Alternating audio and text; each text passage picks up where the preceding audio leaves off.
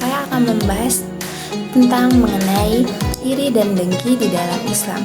Di sini akan saya bahas 3 poin, yaitu pertama, iri dan dengki menurut bahasa Indonesia dan Tohat. Kedua, cara menghindarinya dan tips agar tidak iri dan dengki. Ketiga, 10 ciri seseorang yang iri dan dengki dengan keberhasilan orang lain. Tanpa berlama-lama, kita langsung ke pembahasannya, yaitu pengertian iri dan dengki terdiri dari 2, menurut bahasa dan menurut Tohat. Kita akan membahas yang menurut bahasa terlebih dahulu. Kita langsung ke topik pertama. Apa yang dimaksud dengan iri dan dengki menurut bahasa Indonesia? Yaitu iri dengki atau hasad yang biasa kita dengar dalam Islam, dan bahasa Inggrisnya itu envy, adalah emosi yang terjadi ketika seseorang tidak memiliki kualitas superior, prestasi, atau kepemilikan, dan baik menginginkannya atau berharap bahwa orang lain tidak memilikinya. Sedangkan menurut Tohat, yaitu iri dengki atau hasad adalah tanda penyakit utama.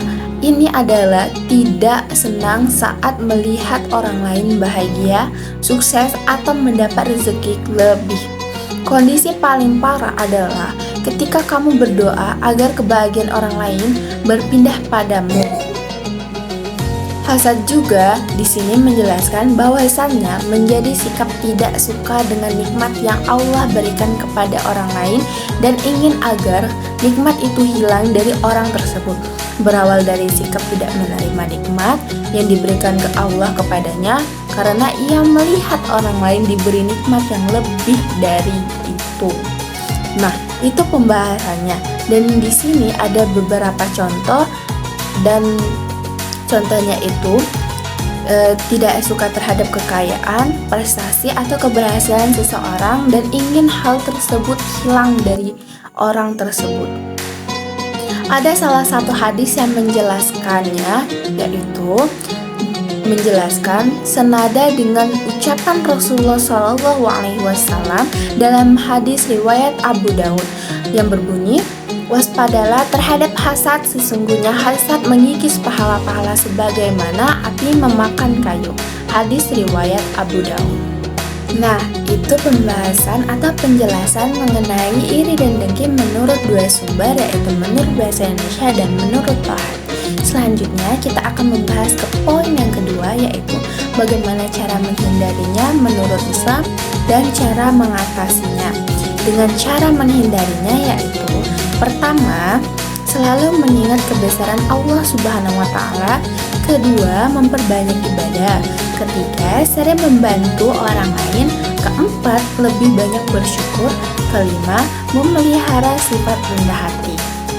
Ada beberapa langkah atau tips cara menghindarinya, yaitu dan cara mengatasi rasa iri dan dengki terhadap pencapaian orang lain, yaitu 1. Kesadaran diri atau self-awareness. Kedua, fokus pada diri sendiri. Ketiga, hargai pencapaian diri sendiri. Keempat, alihkan perhatian. Kelima, hindari pikiran negatif. Keenam, membangun empati. Ketujuh, membatasi penggunaan media sosial. Kedelapan, belajar dari kesuksesan orang lain. Pembahasan mengenai iri dan dengki ini semua juga dijelaskan dalam surat An-Nisa ayat 32 yang berbunyi, Bismillahirrahmanirrahim, wala tatamanna'u ma fadalallahu bihi ba'dakum ala badli rijali nasibum mimah tasabu walin nisya nasibum mimah tasab wassalullaha min fadli innallaha kana bikulli syai'in alim, yang artinya, dan janganlah kamu iri hati terhadap apa yang dikaruniakan Allah kepada sebahagiaan kamu lebih banyak dari kebahagiaan orang lain, karena bagi orang laki-laki ada bahagia daripada apa yang mereka usahakan, dan bagi para wanita pun ada bahagia dari apa yang mereka usahakan, dan mohonlah kepada Allah sebagian dari karunia-Nya, sesungguhnya Allah Maha Mengetahui segala sesuatu. Yang isi tafsirannya yaitu Berdasarkan tafsiran Kemenak atau Kementerian Agama, surat An-Nisa ayat 32 berpesan agar menghindari kebiasaan berangan-angan yang menimbulkan sifat iri hati dan dengki terhadap karunia yang telah diberikan oleh Allah Subhanahu wa taala. Baik itu mencakup kecerdasan, kemuliaan, nama baik, pangkat, jabatan, maupun harta benda yang berlimpah. Berangan-angan akan mendorong seseorang untuk merasa iri dan dengki atas kelebihan orang lain. Hal ini berlaku dalam hal warisan. Ayat ini lalu mengingatkan bahwa harta warisan itu sudah ditentukan pembagiannya oleh Allah Subhanahu wa taala. Nah, itu tafsiran dari Kementerian Agama atau yang kita kenal dengan singkatan Kemenak. Oke, kita lanjut ke topik yang selanjutnya, yaitu poin ketiga, yaitu tentang 10 cara seseorang yang iri dan dengki dengan keberhasilan orang lain. Yaitu yang pertama, sering memuji secara berlebihan. Kedua, suka meniru. Ketiga, menekan prestasi seseorang. Keempat, menyesatkan dengan memberikan rekomendasi yang buruk. Kelima, menghujani dengan pertanyaan yang tidak nyaman. Keenam, merasa puas dengan kesalahan dan kegagalan orang lain. Ketujuh, pandai membuat alasan.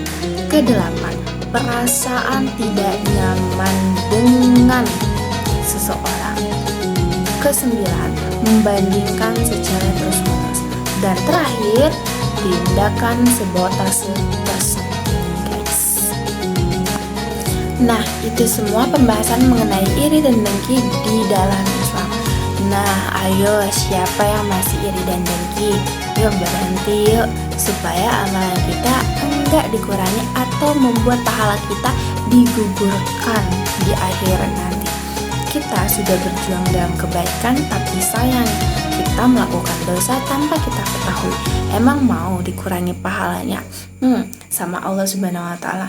Kalau aku nggak mau sih. Di sini juga saya tidak mengasal membuat video ini. Saya mengambil kesimpulan dari beberapa sumber di website. Jadi, bagi yang pengen